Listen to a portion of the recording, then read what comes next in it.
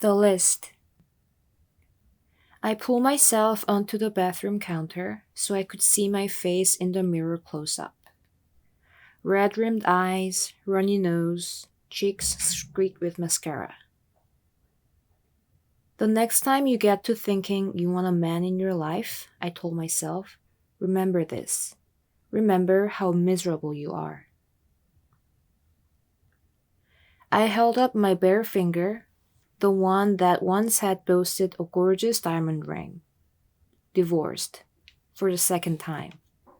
I was a woman of accomplishment, a school principal, mother to two beautiful girls. Yet I was a magnet for men who were not what they seemed.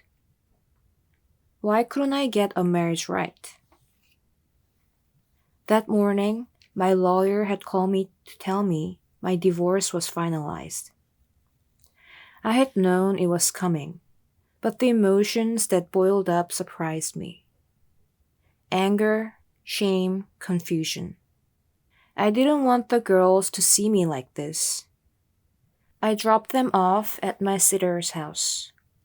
Then I retreated to my bathroom and proceeded to have an epic pity party. God, do you even love me? I choked out. How could you let this happen to me again? Don't you care about my children, our happiness? I'd grown up in New York City, raised by strict parents of Jamaican and Portuguese descent. They instilled in my four siblings and me the importance of using our God-given abilities to succeed in life. My mother was a nurse with a side business as a cake baker and designer. My father owned a construction company and used his basement barbershop to minister to young men. We kids were expected to be just as driven. I pushed myself to excel in everything I did. Academics, piano, art. Marriage and family were sacred. Divorce was something spoken of only in whispers. In college, I fell in love with literature and writing. I earned a master's degree in education and got hired to teach sixth grade for a school district on Long Island, on top of teaching art at an inner city school. I often got assigned the kids the other teachers had given up on, the problem students. But I discovered I had a talent for keeping them engaged, motivated. I mentored several students outside the classroom and got involved in citywide programs. That's how I met husband number one. He worked for the New York City's mayor's office. Smart, motivated, handsome. And he had Caribbean roots like mine. That confirmed he was the one. I didn't even have to pray on it. We married. Then I discovered how little we actually had in common. Like the fact that he was a smoker and didn't exercise, while I loved inline skating. We were opposites in our approach to handling finances and emotions. He had zero interest in praying or reading the Bible together. Our first year of marriage, I got pregnant and gave birth to a baby girl named Zazie. Parenthood didn't bring us any closer. We divorced a year later. My parents were supportive, but there was no hiding their disappointment. I threw myself into my work and made plans to pursue a doctorate, recruited by Arizona State for an intensive program. Meanwhile, I mentored new teachers in New York City. That's how I met husband number two. I knew the pitfalls to look out for by then. He was regimented, financially responsible, raised in the church. And the way he folded laundry made me melt. He's amazing. I gushed to God one night. I wasn't asking for confirmation exactly, but it sure felt right.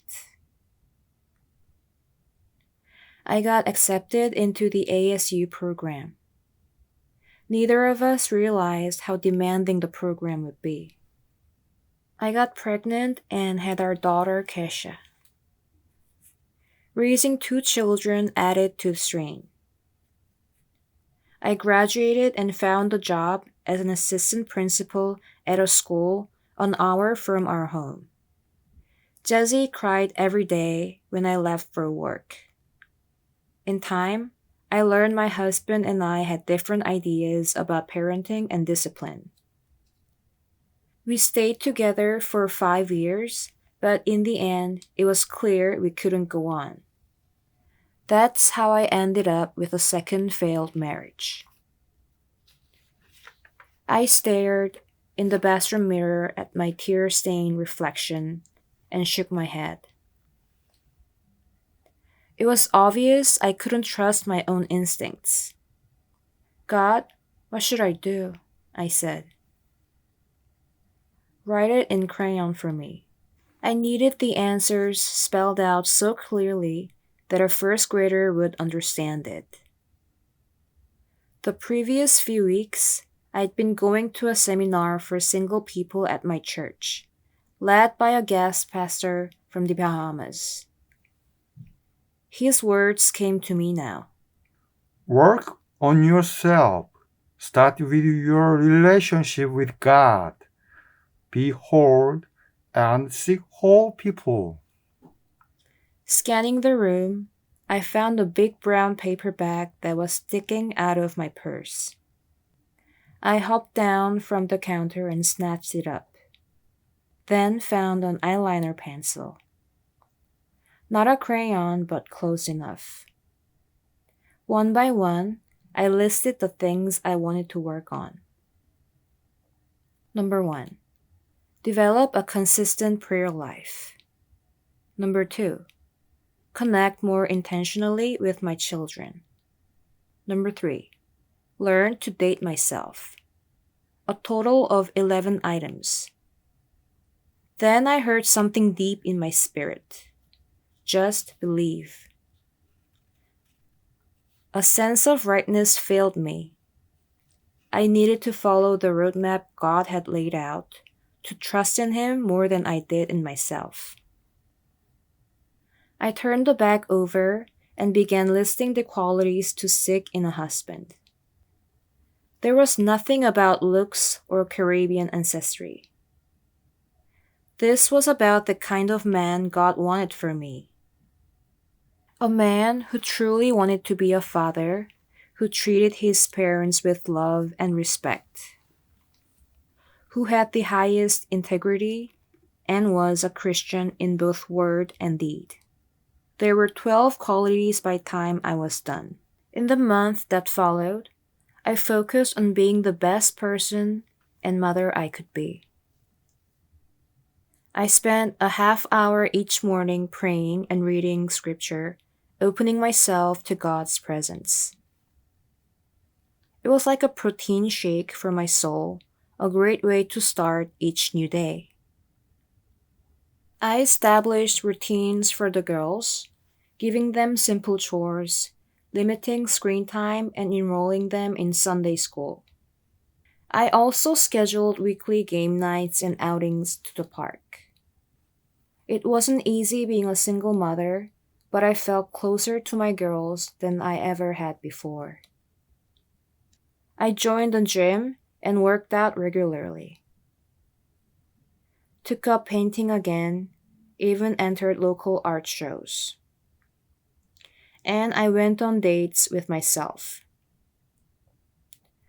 I would hire a sitter and go to a movie on my own, or out to a nice restaurant. I still felt lonely at times, but there was no longer a sense of desperation. My life was full. I had become whole. Nearly 3 years went by. One day, on a lark, I created a profile on a Christian dating site. A few days later, I saw a message from a man named Tony in my inbox. Hi, would love to chat. He was handsome, career military, divorced with children. Interesting, but I wasn't going to leap into anything. I messaged him back. We hit it off. Would you like to meet for coffee at the bookstore? He asked one day. We wandered around the store on a Sunday afternoon. He laughed easily, seemed genuinely interested in me. We gravitated to the section on nutrition and fitness, then fiction. He was looking for a book for his daughter and asked for my suggestions. His thoughtful questions made it clear he was really listening. We went to the coffee bar. The conversation never lagged. He was a chief warrant officer with the army. He had just come home from a deployment in Iraq. He asked about my daughters and talked about his parents, his upbringing, the importance of family and faith. He didn't have Caribbean roots, but I knew my parents would approve of his values. Neither of us wanted the date to end. We went to dinner, a movie afterward, then a jazz club. On the dance floor, he pulled me close and whispered. Just believe. Only after I got home did I remember I had heard those exact words 3 years earlier, that night of my bathroom pity party. Where was that list I'd written? I found the paperback stuffed in the bottom of my closet. I read over the qualities in a husband I'd felt directed to write. My pulse quickened. I could see so much of the list reflected in Tony. But before I opened my heart to him, there was someone I needed to ask first. God, is he the one? I prayed. Help me to be sure. The next morning after church, I waited impatiently for two young women at the end of the pew to exit. They'd been staring at me throughout the whole service, irritating. The taller of the two strangers turned and asked, "Are you married?" What business is it of yours? I thought. But I said, "Why do you ask?" God asked my friend to tell you something, she said. I'm trying to convince her to share it with you. Okay, I said slowly. You're not married, but you want to be, right? The shorter woman said. Anyone could see that I wasn't wearing a wedding ring. This is your divine message? The woman pressed on. You have two girls who need a father figure. You've been praying for a godly husband, a protector, a man of integrity and honor. The woman kept talking, but I no longer saw her or her friend or the pew. I felt as if I were alone with God. God has heard all your prayers, and they will be answered speedily. The man God has chosen for you, you've either just met or will meet soon. Just believe. The message could not have been more clear if it had been written out in crayon. It was only after Tony asked me to marry him 4 months later that I shared this experience with him. By then, he had shown he possessed every quality on my list, and then some. We married 9 months after our first date on Valentine's Day 2007. 14 years later, I've memorized the list I wrote in eyeliner on that brown paper bag. I think of it as a love letter from the one who knew what and who I needed far better than I did.